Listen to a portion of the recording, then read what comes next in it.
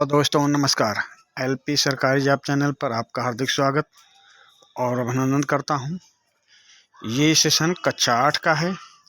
कक्षा 8 हमारा इतिहास और नागरिक जीवन। यहाँ पे भाई इतिहास है, हमारा इतिहास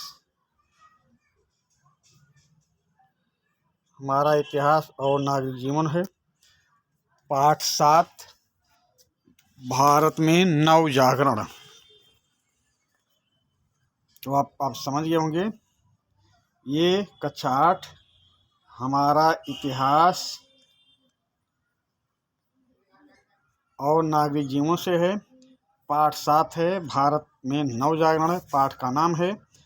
इससे जितने बहुविकल्पी प्रश्न बन सकते हैं उतने बहुविकल्पी प्रश्न बना के आपके पास भेज रहा हूं। इन बहुविकल्पी प्रश्नों के द्वारा आपको संपूर्ण पाठ का नॉलेज हो जाएगा, संपूर्ण पाठ की तैयारी हो जाएगी।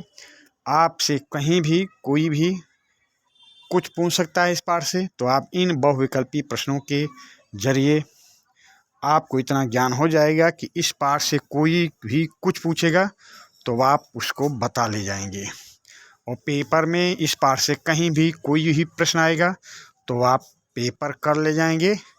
अच्छे से अच्छे नंबर आप पेपर में ला सकते हैं। तो चलिए हम इन बहुविकल्पी प्रश्नों की शुरुआत करते हैं। पहला प्रश्न है, पश्चिमी शिक्षा एवं विचारों से कौन प्रभावित थे? पश्चिमी शिक्षा एवं विचारों से कौन प्रभावित थे?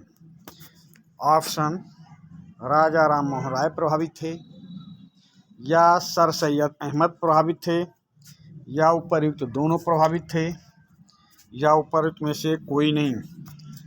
प्रश्न नंबर 1, पश्चिमी शिक्षा एवं विचारों से कौन प्रभावित हुए थे?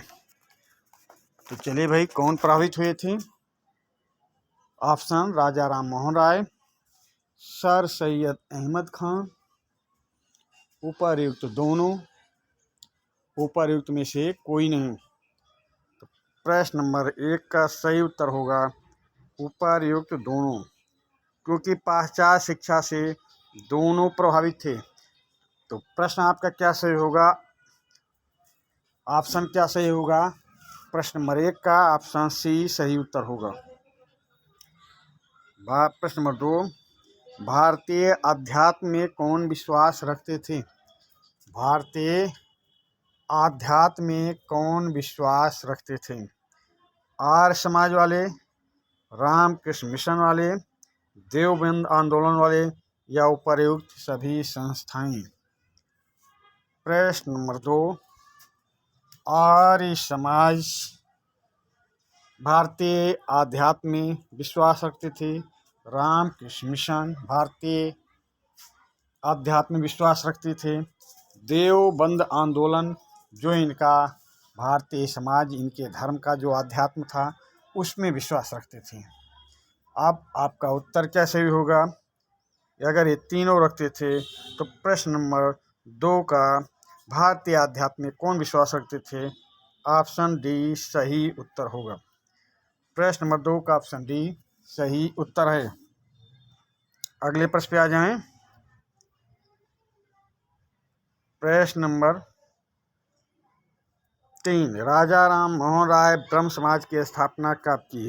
राजा राम मोहन राय ने ब्रह्म समाज की स्थापना कब की थी? 1774 में, 1833 में, 1828 में, या 1832 में?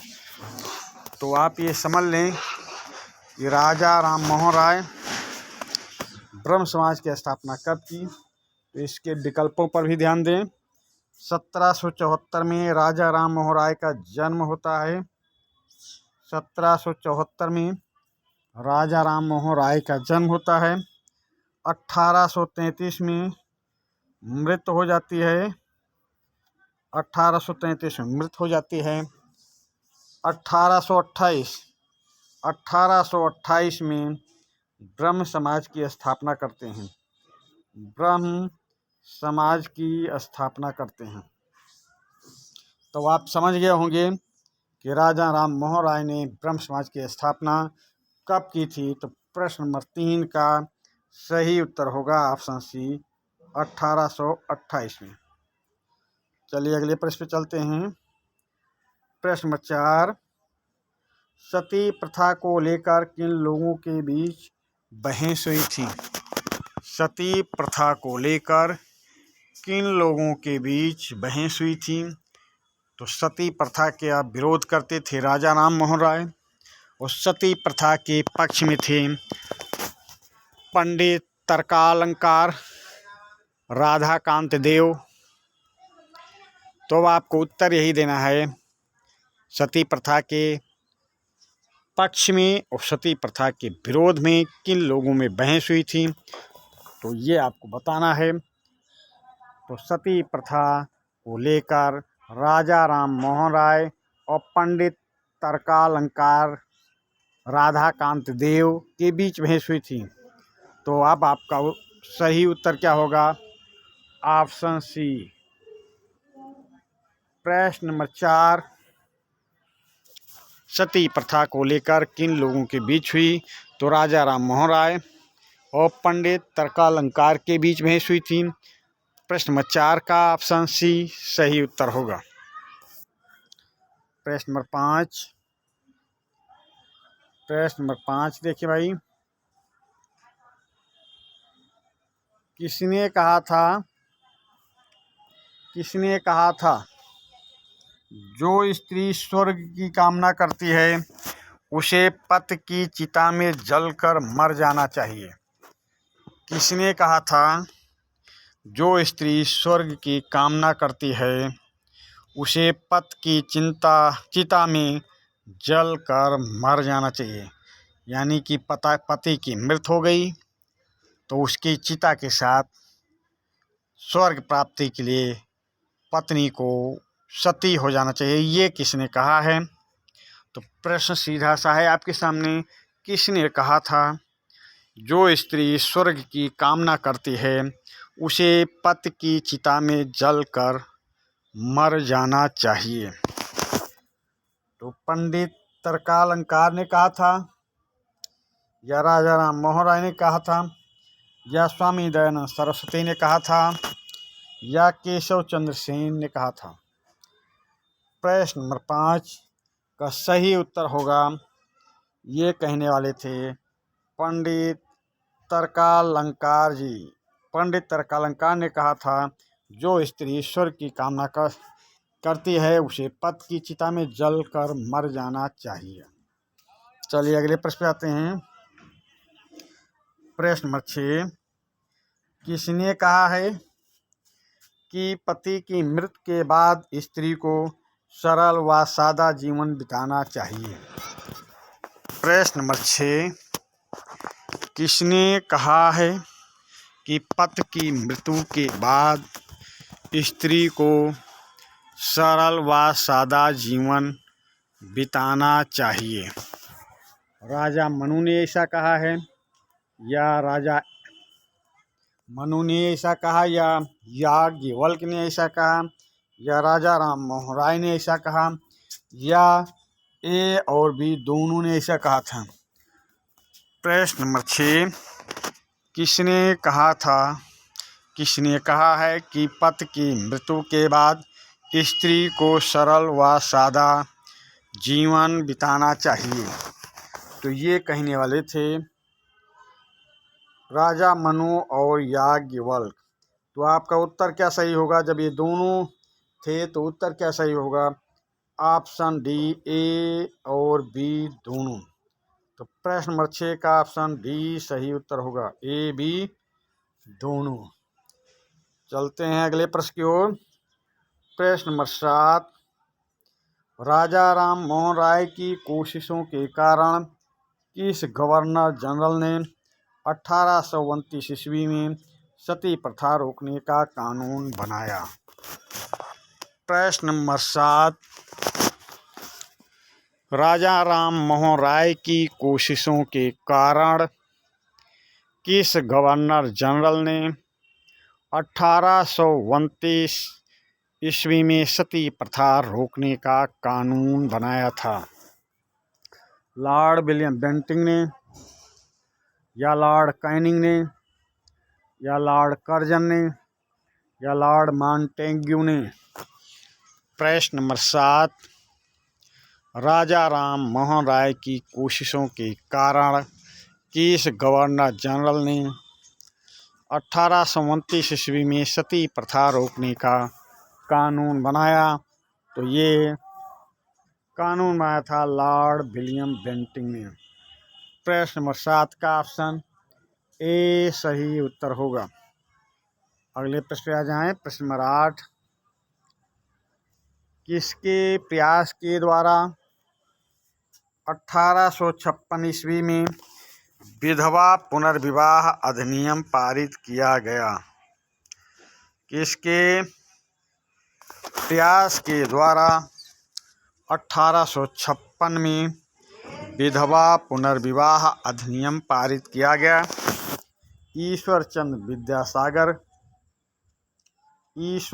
विद्यासागर के प्रयास द्वारा, या राजा राम मोहन राय के द्वारा, या स्वामी दयानंद सरस्वती के द्वारा, या महादेव गोविंद रानाडा के द्वारा? प्रश्न नंबर 8, किसके प्रयास के द्वारा 1856 में विधवा पुनर्विवाह अधिनियम पारित किया गया? तो ये प्रयास किया था ईश्वर चंद्र विद्यासागर ने। प्रश्न नंबर 8 का ऑप्शन ए सही उत्तर होगा। अगले प्रश्न पे आ जाते हैं। प्रश्न नंबर 9, विधवा पुनर्विवाह अधिनियम कब पारित किया गया? विधवा पुनर्विवाह अधिनियम कब पारित किया गया? 1856 ईस्वी में, 1848 ईस्वी में, 1844 ईस्वी में, या 1842 ईस्वी में?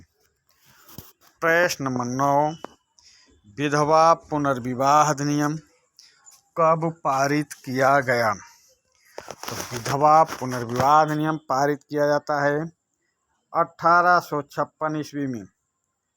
प्रश्न नंबर 9 का ऑप्शन ए सही उत्तर होगा। प्रश्न नंबर 10, विधवा पुनर्विवाह अधिनियम की नींव किसने रखी? विधवा पुनर्विवाह अधिनियम की नींव किसने रखी? लॉर्ड डलहौजी ने, या लॉर्ड माउंटबेटन ने, या लॉर्ड डफरिन ने, या लॉर्ड कैनिंग ने? प्रश्न नंबर 10, विधवा पुनर्विवाह अधिनियम की नींव किसने रखी थी? तो विधवा पुनर्विवाह की नींव रखी थी लॉर्ड डलहौजी ने। प्रश्न नंबर 10 का ऑप्शन ए सही उत्तर होगा। चलते हैं अगले प्रश्न में। प्रश्न नंबर 11 देखें भाई। प्रश्न नंबर 11, विधवा विवाह अधिनियम पारित करवाने में किसका विशेष योगदान था? ये प्रश्न 2 बार आया है। इसके पहले भी ये प्रश्न आया है, रिपीट हुआ है। अब इससे आप समझ जा सकते हैं कि प्रश्न कितना महत्वपूर्ण हो सकता है। ये प्रश्न दोबारा रिपीट किया हूँ तो इससे आप अंदाज़ा लगा सकते हैं कि ये बहुविकल्पीय प्रश्न आपके लिए कितने महत्वपूर्ण हैं, और विशेष करके जो प्रश्न रिपीट होते हैं उन पर तो आपको विशेष ध्यान देना है। तो चलिए भाई, विधवा विवाह अधिनियम पारित करवाने में किसका विशेष योगदान था? ईश्वर चंद्र विद्यासागर ने, या राजा राम मोहन राय का, या स्वामी दयानंद सरस्वती का, या महादेव गोविंद रानाडे का? तो प्रश्न नंबर 11, विधवा पुनर्विवाह अधिनियम पारित करवाने में विशेष योगदान ईश्वर चंद्र विद्यासागर का था। प्रश्न नंबर 11 का ऑप्शन ए सही उत्तर होगा। प्रश्न नंबर 12, आर्यों को वैदिक संस्कृत अपनाने पर किसने जोर दिया? आर्यों को वैदिक संस्कृति अपनाने पर किसने जोर दिया? प्रश्न नंबर 12 स्वामी दयानंद सरस्वती ने, या सर सैयद अहमद खान ने, या दादा भाई नौरोजी ने, या ज्योतिबा राव फूले ने। प्रश्न नंबर 12 आर्यों को वैदिक धर्म अपनाने पर किसने जोर दिया? तो ये जोर दिया था स्वामी दयानंद सरस्वती ने। आर्यों को वैदिक धर्म अपनाने पर जोर दिया था। जोर है भाई, किसने जोड़ दिया नहीं, जोर दिया। किसने जोर दिया, समझ गए? आर्यों को वैदिक धर्म, वैदिक संस्कृत अपनाने पर किसने जोर दिया था? तो ये जोर दिया था स्वामी दयानंद सरस्वती ने। प्रश्न नंबर 12 का सही उत्तर ऑप्शन ए होगा। अगले प्रश्न पे आ जाएं। स्वामी दयानंद सरस्वती ने आर्य समाज की स्थापना कब की? स्वामी दयानंद सरस्वती ने आर्य समाज की स्थापना कब की?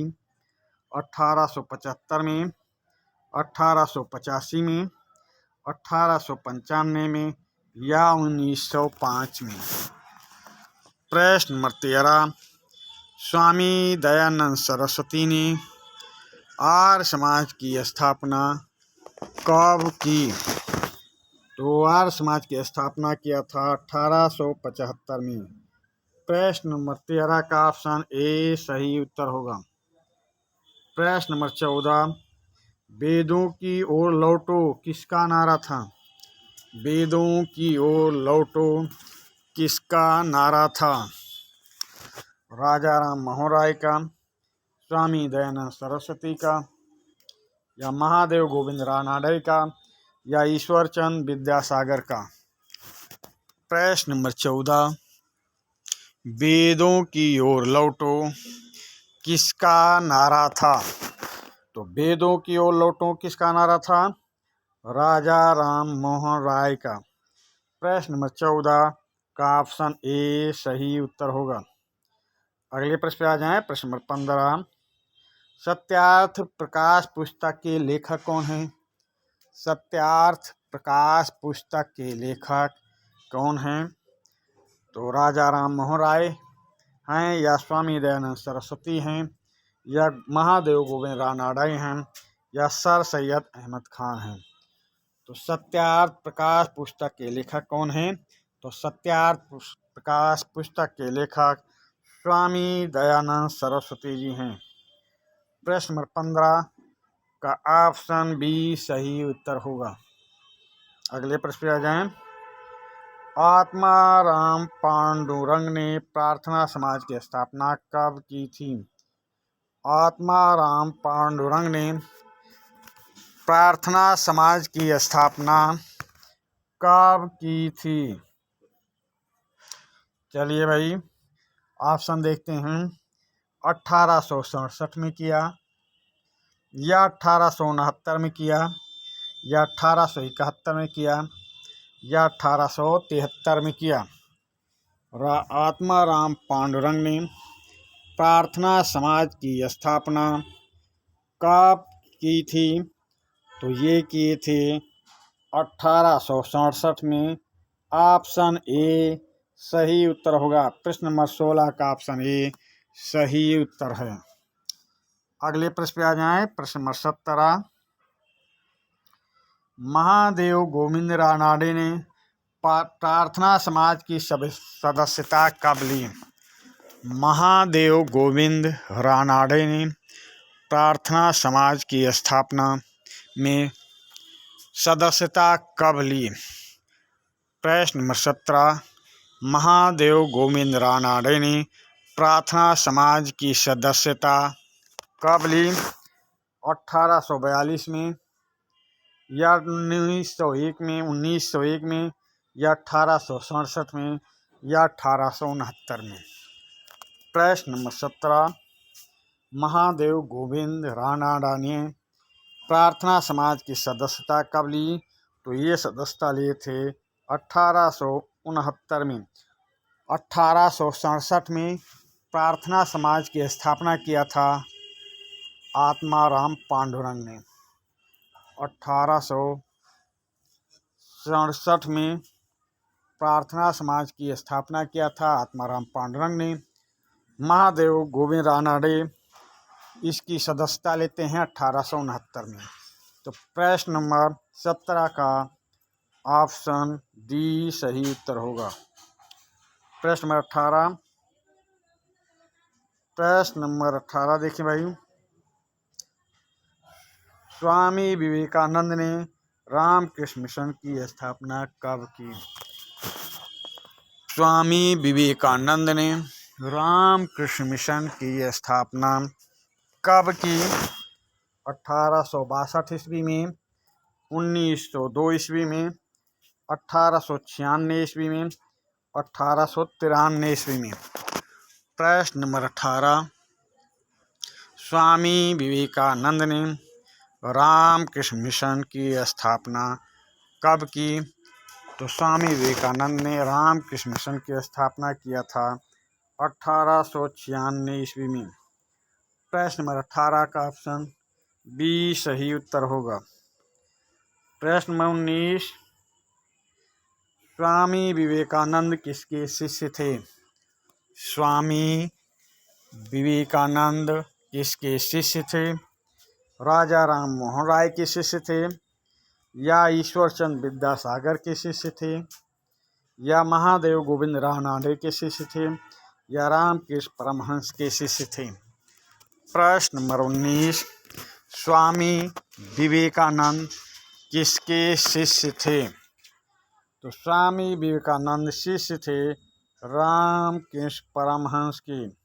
प्रश्न नंबर 19 का ऑप्शन डी सही उत्तर होगा। चलते हैं अगले प्रश्न पे।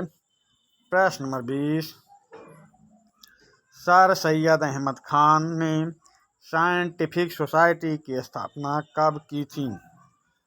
प्रश्न नंबर 20, सर सैयद अहमद ने साइंटिफिक सोसाइटी की स्थापना कब की थी? 1817 में, या 1898 में, या 1864 में, या 1862 में। सर सैयद अहमद खान ने साइंटिफिक सोसाइटी की स्थापना कब की थी? तो सर सैयद अहमद ने साइंटिफिक सोसाइटी की स्थापना 1864 में की थी। प्रश्न नंबर 20 का ऑप्शन सी सही उत्तर होगा। अगले प्रश्न पे आ जाएं। प्रश्न नंबर 21, अलीगढ़ में एंग्लो ओरिएंटल विद्यालय जो खोला गया, बाद में यही विद्यालय अलीगढ़ मुस्लिम विश्वविद्यालय के नाम से विकसित हुआ, इसकी स्थापना किसने की थी? प्रश्न को फिर से समझें। अलीगढ़ में एंग्लो ओरिएंटल विद्यालय जो खोला गया था, बाद में यही विद्यालय अलीगढ़ मुस्लिम विश्वविद्यालय के नाम से विकसित हुआ, इसकी स्थापना किसने की थी? सर सैयद अहमद खान ने की थी, या अब्दुल गफ्फार खान ने की थी, या ज्योतिबा राव फूले ने किया था, या सावित्रीबाई फूले ने किया था? तो प्रश्न नंबर 21 का सही उत्तर होगा सर सैयद अहमद खान। प्रश्न नंबर 21 का ऑप्शन ए सही उत्तर होगा। प्रश्न नंबर 23, ज्योतिबा राव फूले सत्यशोधक समाज का गठन कब किया था? ज्योतिबा राव फूले ने सत्यशोधक समाज का गठन कब किया था? तो इन्होंने एक पत्रिका भी निकाली थी, गुलामगिरी पत्रिका इन्होंने निकाली थी 1872 में। ज्योतिबा राव फूले ने गुलामगिरी पत्रिका निकाली थी 1872 में। पर प्रश्न क्या पूछा जा रहा है ज्योतिबा राव फूले ने सत्य शोधक समाज की स्थापना कब की? तो 1827 में, या 1890 में, या 1873 में, या 1872 में? तो 72 में गुलामगिरी पत्रिका निकाली थी भाई, गुलामगिरी पत्रिका निकाली थी। और 1873 में सत्य शोधक समाज का गठन किया था। तो प्रश्न नंबर 23 का सही उत्तर होगा ऑप्शन सी, 1873 में। चलते हैं भाई अगले प्रश्न की ओर। प्रश्न नंबर 24, पुणे में प्रथम बालिका विद्यालय की शुरुआत किसने की? पुणे में प्रथम बालिका विद्यालय की शुरुआत किसने की? सावित्रीबाई फूले ने, या ज्योतिबा राव गोविंदराव फूले ने,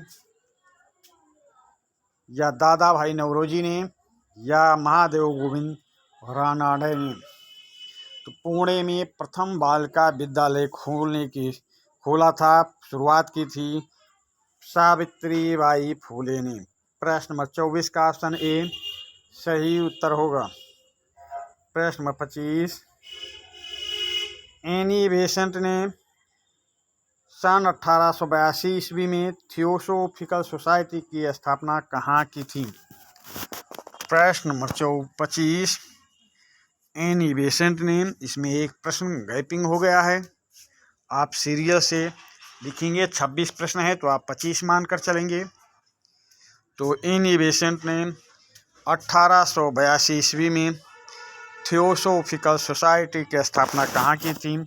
चेन्नई, मद्रास में, या दिल्ली में, या मुंबई में, या पुणे में? तो प्रश्न नंबर 25 का सही उत्तर होगा, एनी बेसेंट ने सन 1882 ईस्वी में थियोसोफिकल सोसाइटी की स्थापना चेन्नई, मद्रास में की थी।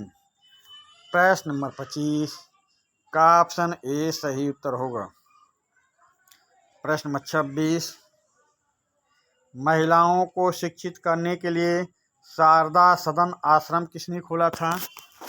महिलाओं को शिक्षित करने के लिए शारदा सदन आश्रम किसने खोला था?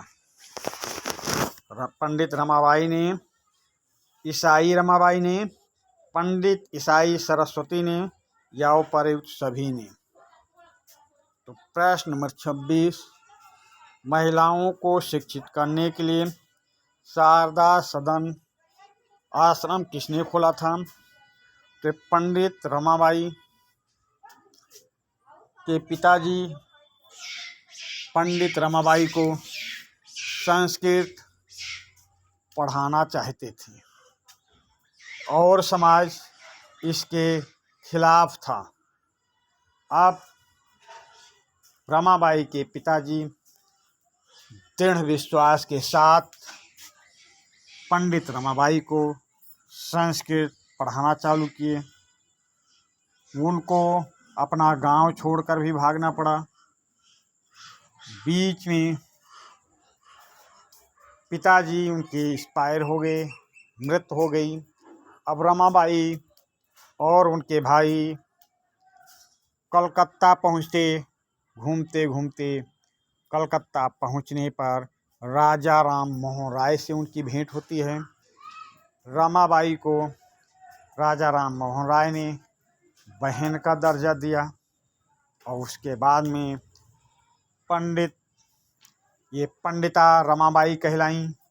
अब पंडिता रमाबाई ने बाद में ईसाई धर्म स्वीकार कर लिया। पंडित रमाबाई ने ईसाई धर्म स्वीकार कर लिया, इसलिए यहाँ ऑप्शन में ईसाई रमाबाई दिया हूँ। अब पंडित हो गई, ईसाई हो गई, और इनको बाद में संस्कृत का ज्ञान होने के कारण सरस्वती की उपाधि दी गई थी, तो ये सरस्वती हो गई। तो इसलिए इस प्रश्न का उत्तर ऑप्शन डी सही होगा, उपर्युक्त सभी ने, क्योंकि सभी एक ही नाम लिखे गए हैं। चलिए भाई, अब आपकी पाठ्य पुस्तक में जो अभ्यास दिया गया है उस अभ्यास को भी हल कराने की कोशिश करते हैं। अभ्यास में पहला है बहुविकल्पी प्रश्न। बहुविकल्पी प्रश्न में पहला प्रश्न है, ब्रह्म समाज की स्थापना किसने की थी? ब्रह्म समाज की स्थापना किसने की थी? स्वामी विवेकानंद ने, या राजा राम मोहन राय ने, या दयानंद सरस्वती ने, या महादेव गोविंद रानडे ने?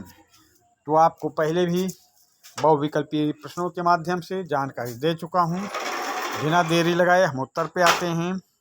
ब्रह्म समाज की स्थापना किया था राजा राम मोहन राय ने। प्रश्न नंबर 1 का ऑप्शन बी सही उत्तर होगा।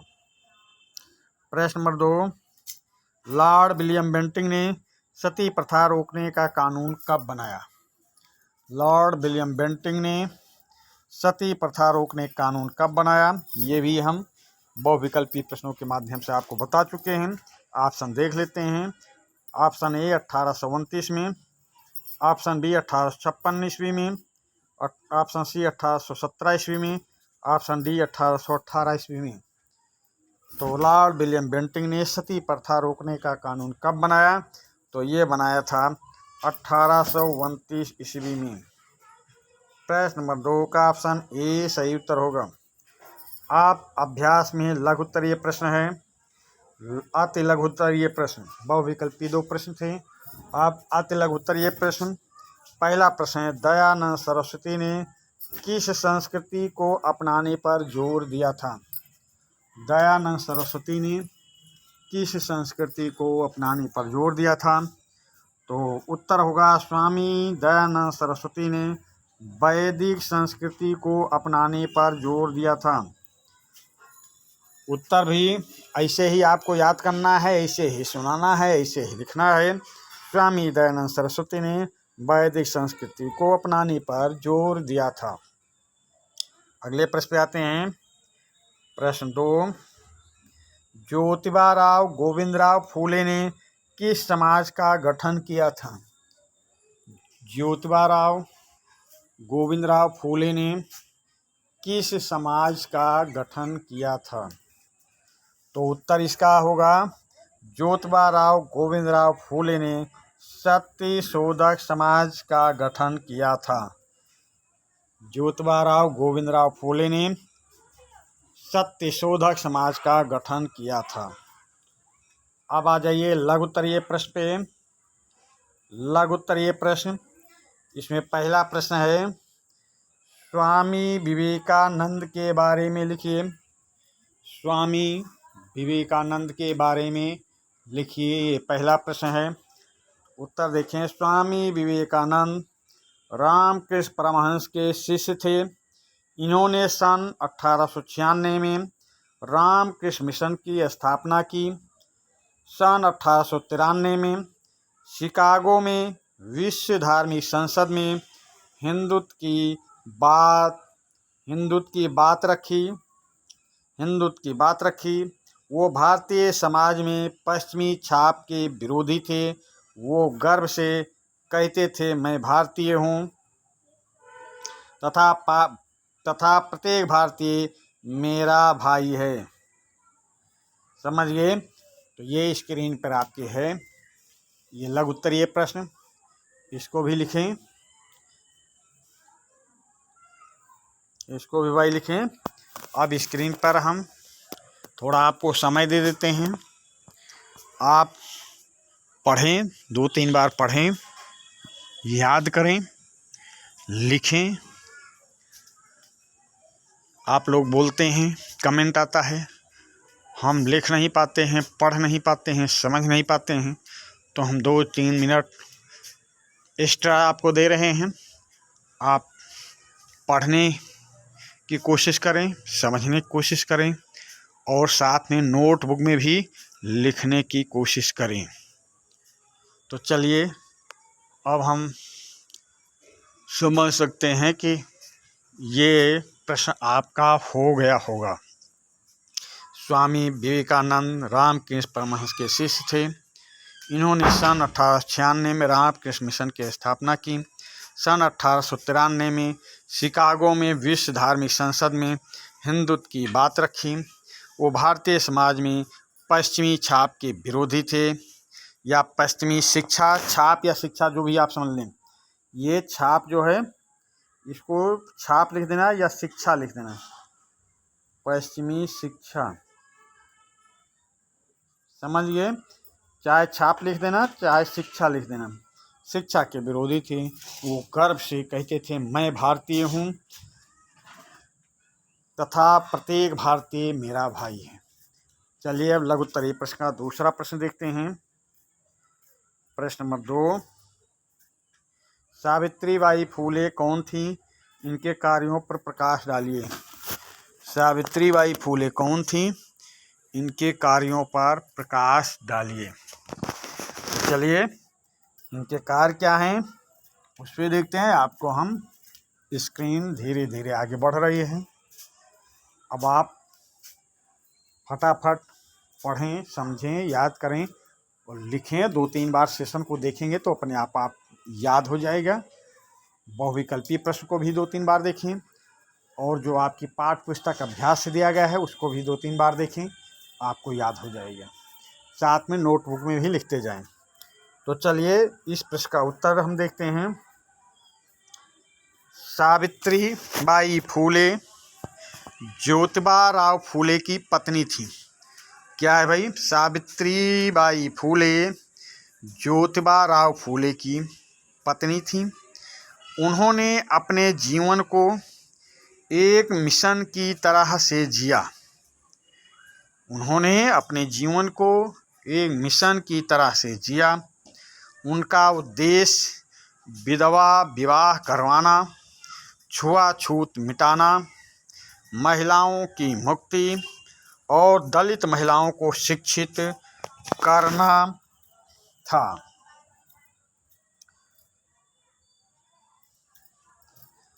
शिक्षित करना था। इन्होंने पुणे में प्रथम बालिका विद्यालय की शुरुआत की। शिक्षा से जुड़े कार्यों के साथ साथ उनका सामाजिक कार्यों में भी सक्रिय योगदान था। चलिए भाई स्क्रीन पर इसका उत्तर है, आप देखने की कोशिश करें। प्रश्न नंबर 2 लघु उत्तरीय का प्रश्न नंबर दूसरा है। ज्योतिबाबाई फूले की पत्नी थी सावित्रीबाई फूले। ये अपने जीवन को अपने तरह से जिया। दलितों के लिए, विधवाओं के लिए इन्होंने बहुत ही प्रयास किए कि उनका जीवन भी सुखमय बीते। तो चलिए आपकी स्क्रीन पर हम रोक दिए हैं, आप पढ़ें, 2-3 बार पढ़ें, याद करें। प्रश्न 2 का उत्तर देखें फिर से। सावित्रीबाई फूले ज्योतिबा राव फूले की पत्नी थीं। उन्होंने अपने जीवन को एक मिशन की तरह से जिया। उनका उद्देश्य विधवा विवाह करवाना था, छुआछूत मिटाना था, महिलाओं की मुक्ति और दलित महिलाओं को शिक्षित करना था। इन्होंने पुणे में प्रथम बालिका विद्यालय की शुरुआत की। शिक्षा से जुड़े कार्यों के साथ साथ उनका सामाजिक कार्यों में भी सक्रिय योगदान था। चलिए अब तीसरा प्रश्न देखते हैं। नव जागरण से क्या तात्पर्य है? नव जागरण से क्या तात्पर्य है? तो चलिए भाई नव जागरण के बारे में देखते हैं। नव जागरण के अग्रदूत राजा राम मोहन राय थे। राजा राम मोहन राय पाश्चात्य शिक्षा को ग्रहण करने पर बल दिया। साथ में भारतीय समाज में जो अच्छाइयाँ थी उन पर भी बल दिया और भारतीय समाज की कुरीतियों का विरोध किया।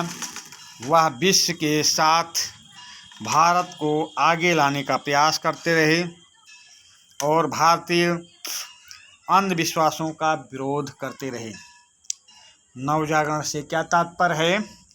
आपकी स्क्रीन पर इसका उत्तर रुका हुआ है, आप 2-3 बार फटाफट पढ़ें, समझें, लिखें। फिर से हम इसका उत्तर में आवाज़ देते हैं।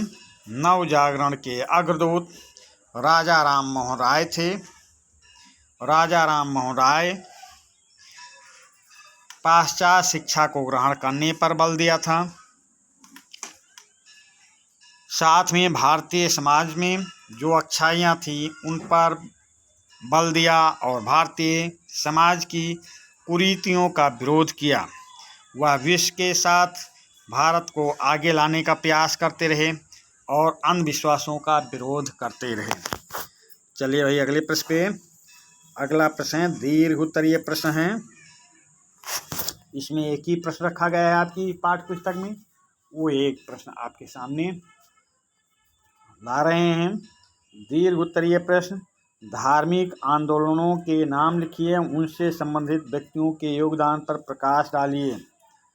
तो यहाँ पे देखिए, अब देखते जाइए, जैसे ब्रह्म समाज है तो ये तुम्हारा एक समाज, तो ब्रह्म समाज की स्थापना राजा राम मोहन राय ने की थी। ये पूछ रहा है प्रश्न में धार्मिक आंदोलनों के नाम, तो ये ब्रह्म समाज ही एक आंदोलन था। तो अब आपको उत्तर क्या लिखेंगे? ब्रह्म समाज की स्थापना राजा राम मोहन राय ने की थी। राजा राम मोहन राय ने सती प्रथा का विरोध किया था। आगे आ जाएं। ईश्वर चंद्र विद्यासागर ने विधवा पुनर्विवाह, ये विधवा पुनर्विवाह आंदोलन था, विधवा पुनर्विवाह आंदोलन था। आप लिखेंगे कैसे?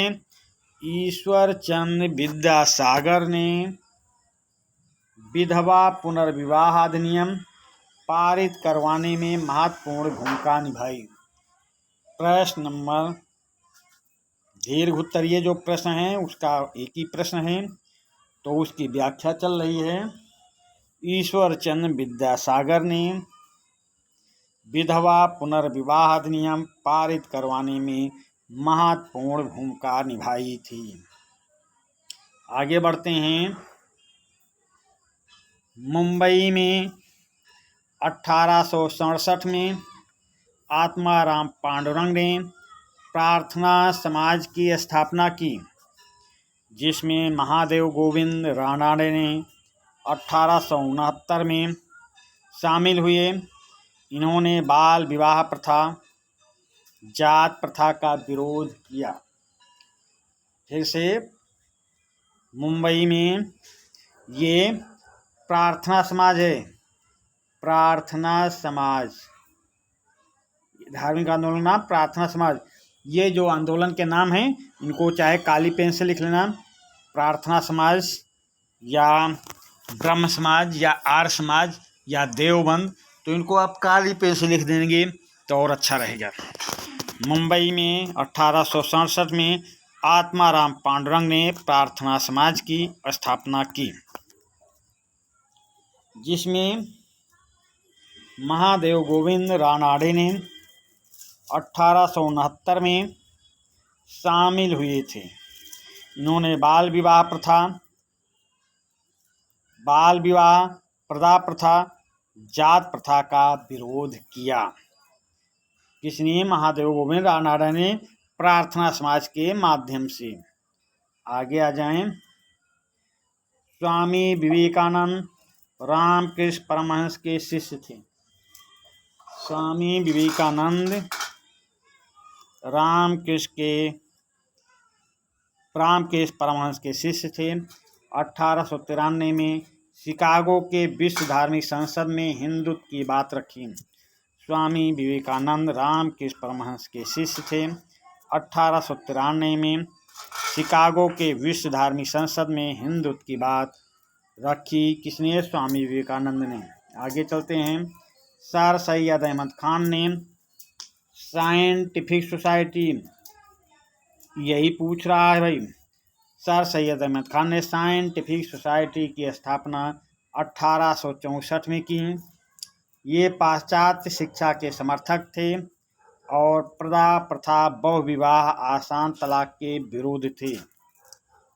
फिर से सर सैयद अहमद खान ने साइंटिफिक सोसाइटी की स्थापना 1864 में की। ये पाश्चात्य शिक्षा के समर्थक थे और प्रदा प्रथा, बहुविवाह, आसान तलाक के विरोध थे। चलिए अब आगे चलते हैं भाई। ज्योतिबा फूले गोविंदराव फूले ने सत्यशोधक समाज की स्थापना किया था। प्रश्न नंबर दीर्घ उत्तरीय प्रश्न का उत्तर चल रहा है, व्याख्या चल रही।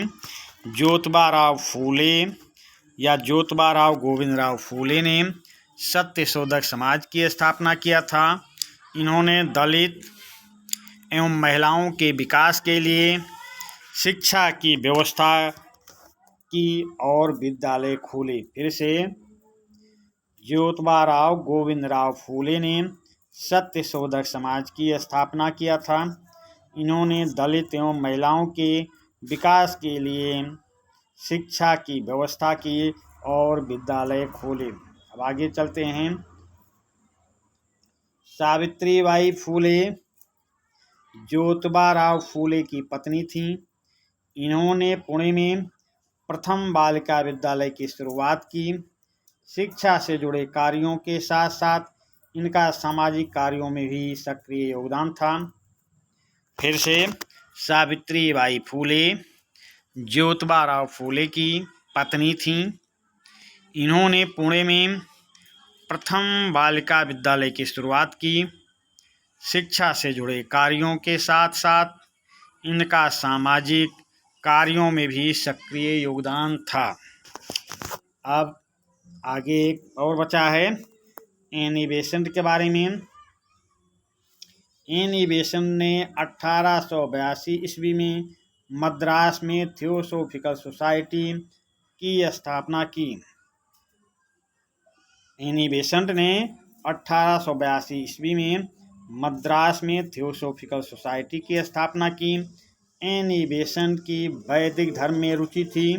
एनी बेसेंट की वैदिक धर्म में रुचि थी। उन्होंने हिंदू धर्म को विश्व के अन्य धर्मों से श्रेष्ठ बताया। एनी बेसेंट ने श्रीमद्भागवत गीता का अंग्रेजी में अनुवाद किया। उन्होंने वेदों और उपनिषदों का भी अध्ययन किया। फिर से एनी बेसेंट के बारे में फिर से देख लें। एनी बेसेंट ने 1882 ईस्वी में मद्रास में थियोसॉफिकल सोसाइटी की स्थापना की। एनी बेसेंट की वैदिक धर्म में रुचि थी। उन्होंने हिंदू धर्म को विश्व के अन्य धर्मों से श्रेष्ठ बताया। एनी बेसेंट ने श्रीमद्भागवत गीता का अंग्रेजी में अनुवाद किया और उन्होंने वेदों और उपनिषदों का भी अध्ययन किया। तो इस तरह ये पाठ 7 के बहुविकल्पीय प्रश्न और जो अभ्यास में दिए गए हैं उन प्रश्नों को मैं समझाने का प्रयास किया। आप देखेंगे, 2-3 बार देखेंगे, नोटबुक में लिख लेंगे। हम वादा करते हैं आपको संपूर्ण पाठ की जानकारी इतने से हो जाएगी। तो चलिए, अब आप लिख चुके होंगे ऐसा हम समझ रहे हैं। जो लिखने वाला ज़्यादा है उसको हम स्क्रीन पर रोक कर आगे बढ़ा रहे हैं और साथ में आप भी स्पीड से या रफ पे लिखने के बाद फेर पे लिखें या याद करें। 2-3 बार सुने देखें, याद हो जाएगा। उसके बाद में कॉपी में लिख लें, नोटबुक में लिख लें। तो चलिए, अब हम इसी के साथ इस सेशन का समापन करते हैं। धन्यवाद।